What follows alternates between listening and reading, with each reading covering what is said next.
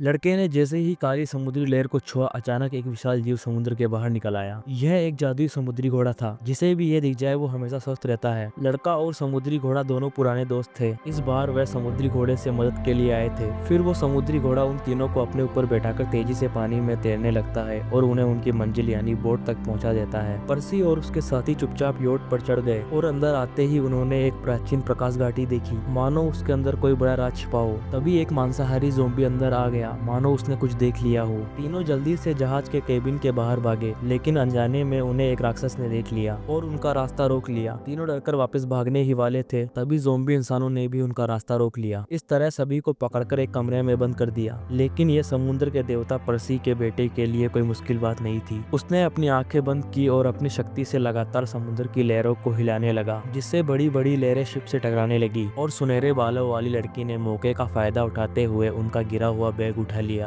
और पर्सी ने मोशा द्वारा दी गई टेप निकाल ली। जैसे ही उसने टेप को जेल की सलाखों पर चिपकाया, वह अचानक गायब होने लगी। फिर वो सभी बाहर निकल आए, लेकिन जैसे ही तीनों डेक के ऊपर पहुंचे, वह दुश्मनों के आमने सामने टकरा गए और एक जबरदस्त लड़ाई होना तय था। पर पर्सी ने सभी का ध्यान बटाया ताकि उसके साथी लाइफ बोट चुरा सके और वो समय निकाल सके। और तभी खलनायक ल्यूक भी बाहर आ गया। दोनों आपस में बातचीत करने लगे। तब तक उसके साथियों ने लाइफ बोट चुरा ली। लड़का इंजन लगा रहा था, पर वो पानी में गिर गया। दुश्मन उन पर हमला करने ही वाले थे, पर पर्सी ने दोनों के बीच में एक पानी की विशाल दीवार खड़ी कर दी। लड़की को याद आया कि उसके बैग में एक नाइट्रोजन कैन है। Nitrogen can say life boat तेजी से आगे बढ़ गई। पर्सी भी कूदा, उसने पानी की ताकत से सरफबोट बना ली। उसे अंदाजा नहीं था कि ल्यूक भी उसका पीछा कर रहा है। ल्यूक के पास भी पर्सी जैसी पावर थी। ल्यूक पर्सी को पकड़ने ही वाला था, पर पर्सी ने ल्यूक को दूर फेंक दिया। इस तरह तीनों वहां से बचकर निकल आए। लेकिन दवा का असर खत्म होने से लड़का दैत्य में बदल गया। उसने लड़की की तरफ मुस्कान दी, पर उसने कहा कि पहले अपना चेहरा ठीक कर लो। तभी लड़के को एहसास हुआ कि उसकी पहचान सबके सामने आ गई है, जिससे वह निराश हो गया। लेकिन जब बाकी लोग उसे समझाने की कोशिश कर रहे थे, तभी अचानक आसमान का रंग काला हो गया। लेकिन जब सब आगे बढ़ने में हिचकिचा रहे थे, अचानक शार्क आ गई। एक नहीं कई सारी। जब वो पूरी ताकत से नाव चलाने लगे, शार्क की संख्या बढ़ने लगी। लेकिन असल में ये शार्क नहीं, एक विशाल जीव का मुंह था जिसके अंदर ये जाने लगे।